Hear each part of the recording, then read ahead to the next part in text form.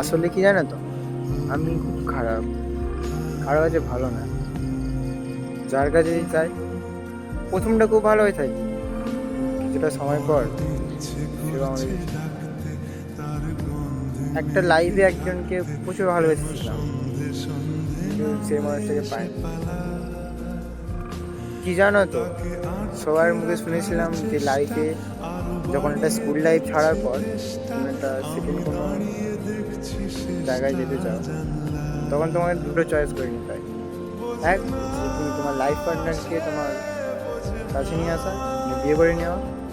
আর একটা হচ্ছে যে তোমার লাইফকে তৈরি করা, তোমার কেরিয়ার তৈরি করা।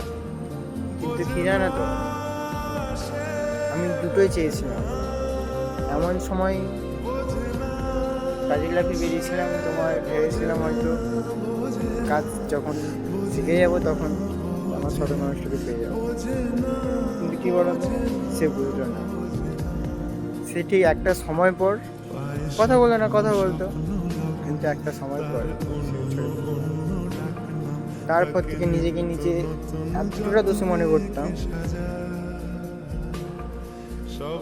যেটা 80% লোক চাই ভালোবাসার ব্রেকআপ হয়ে যাওয়ার পর মরার চেষ্টা করে। তো আমারও এসেছিল, না বলবো না।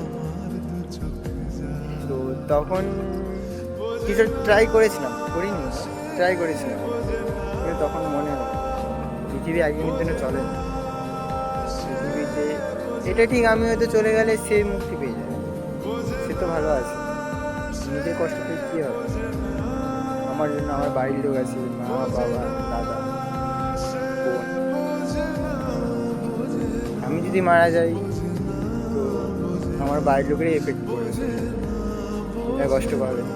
যে আমায় ছেড়ে চলে গেছে সে তো কোনোদিনও কিছু মনে করবে না। তো সবাইকে বলি, ভালোবাসা খারাপ না, ভালো, কিন্তু ভালোবেসে আত্মহত্যা করা খারাপ। ভালোবাসো, এই মানুষটাকে তুমি তোমার কাছ থেকে যে ছেড়ে চলে গেছে তাকে তুমি হয়তো মিস করবে প্রতিটা মুহূর্তে, অন্তত মরার পরও কি তোমার মনে রাখবে তুমি তাকে, কিন্তু তার জন্য তুমি কখনো জীবন দিও না।